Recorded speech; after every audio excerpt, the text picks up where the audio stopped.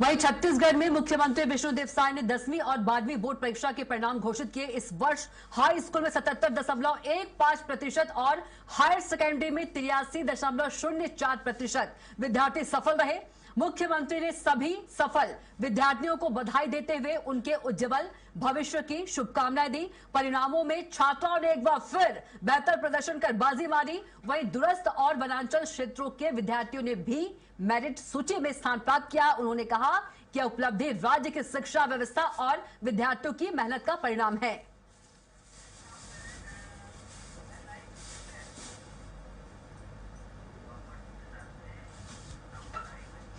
और चलिए सीधे चलेंगे रायपुर। दिलीप साहू हमारे संवाददाता टॉपर्स से बात कर रहे हैं और कैसे उन्होंने ये सफलता हासिल की वो सब कुछ जानेंगे टॉपर्स की जुबानी।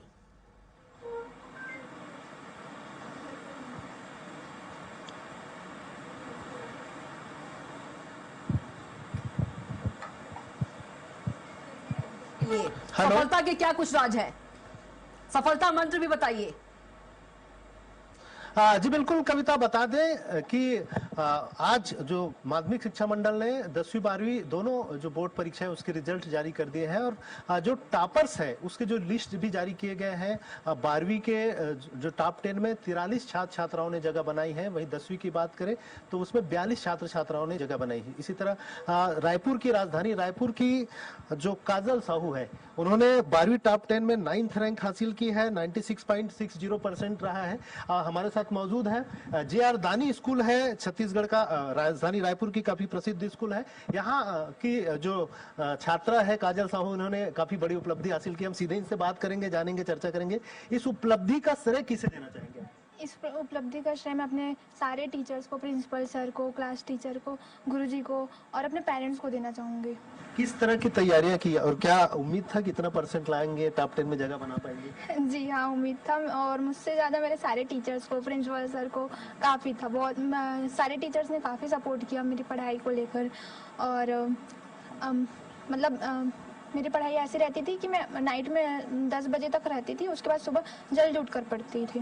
और कितने घंटे की तैयारी रहती थी, क्या किस तरह का शेड्यूल रहता था?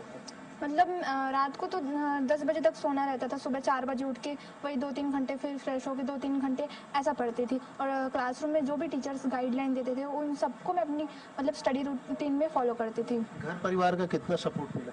बहुत ज़्यादा, मतलब कभी कोई प्रेशर नहीं रहा है कि इतना लाना है उतना लाना है, तुम जितना लाओगे अपनी मेहनत से लाओगे उसमें हम सब संतुष्ट है, ऐसा था।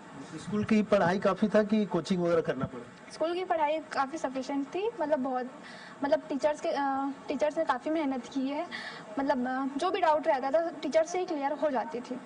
देख सकते हैं तमाम जो इनके पेरेंट्स भी आए हैं, इनके पिताजी से भी बात करेंगे, मम्मी से भी चर्चा करेंगे। कहते हैं कि बच्चों की सफलता में माता पिता का भी बड़ा योगदान रहता है। कैसा लग रहा है, कैसा महसूस कर रहे हैं? बिटिया ने नाम रोशन किया, आज बहुत बड़ा अच्छा महसूस हो रहा है कि मेरी बेटी ने टॉप 10 में जगह बनाई है और सारे टीचर्स का भी बहुत बड़ा योगदान रहा इसमें, जो मेरे बच्चे के सफलता में योगदान दिया है। इनकी मम्मी भी है, कैसा लग रहा है, किस तरह के? मैं अपनी फीलिंग्स बयान नहीं कर सकती, बहुत अच्छा लग रहा है, बहुत अच्छा।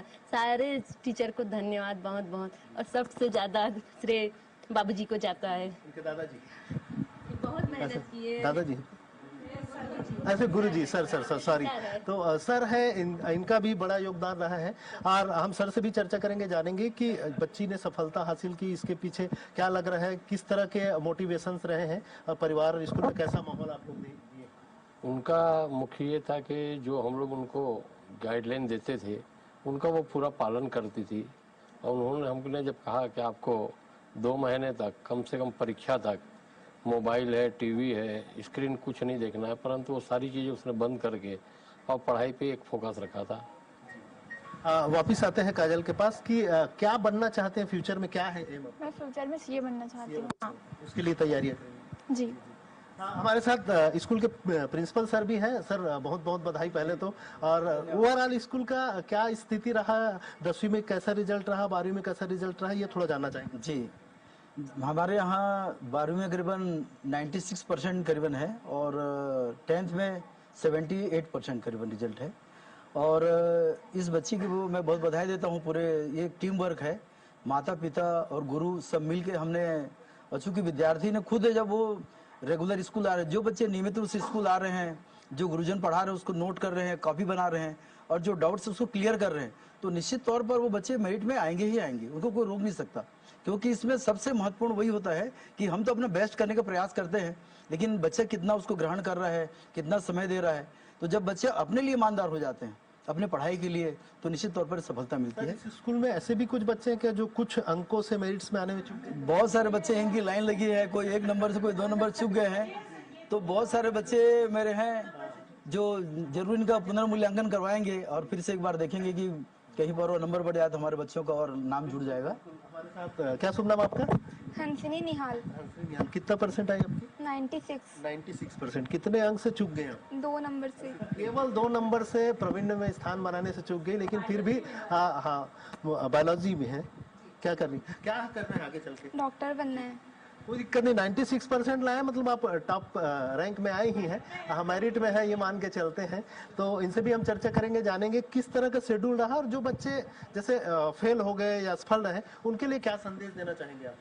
मैं सवेरे जल्दी उठ के पढ़ती थी, और लेकिन एग्ज़ाम टाइम में मेरा शेड्यूल चेंज हो जाता था, मैं देर रात तक पढ़ती थी और ऐसे ही पढ़ती थी रोजाना। टीवी मोबाइल को लेकर भी किस तरह का था कि टीवी मोबाइल रूटीन में देखती थी कि छोड़ देती थी? क्या रहता? जब मैं पढ़ाई से बोर हो जाती थी तो कुछ समय के लिए टीवी और मोबाइल देखती थी। जी, मनोरंजन भी रहता था। मनोरंजन भी रहता था साथ में। जो बच्चे फेल हो गए या करीब करीब आके अटक गए उनके लिए कुछ संदेश आपकी तरफ से? वो नियमित रूप से अगर पढ़ाई करेंगे और पूरी ईमानदारी से पढ़ाई करेंगे तो निश्चित ही उन्हें सफलता प्राप्त होगी।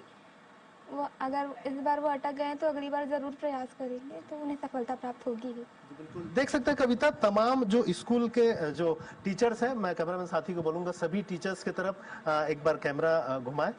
सभी की मेहनत का जो रंग है वो लाई है, बच्चियों ने काफी अच्छे सफलता हासिल की, सबके चेहरे पे मुस्कान है, सभी खुश है और बच्ची की सफलता पर ये बीओ सर भी हमारे साथ हैं, इनसे भी चर्चा करेंगे। सर, ओवरऑल किस तरह का स्थिति रहा रायपुर में?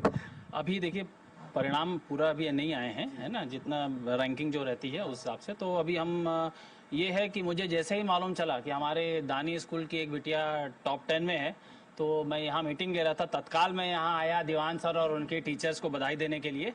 और कड़ा परिश्रम का ही एक सूत्र है सफलता का।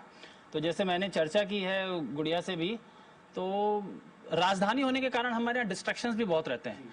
तो मेजर जो हमारा चैलेंज है वो डिस्ट्रैक्शंस पे हम कैसे वो करें, काबू पाएं, है ना। हम देखते हैं हम बहुत डिस्ट्रैक्ट हो जाते हैं, है ना, डिस्ट्रैक्शंस। तो डिस्ट्रैक्शंस इतने हैं तो उस पे काबू पा, जैसे बिटिया बोल रही है कि मोबाइल स्क्रीन टाइम मेरा कम था। ठीक है, आप जब बहुत में ऐसा हो जाता है कि आपको लगता है कि हम बहुत बोर हो गए हैं, उस समय आप यूज करते हैं तो ठीक है, लेकिन एक टाइम रिस्ट्रिक्ट करके रखिए, वो इम्पोर्टेंट है।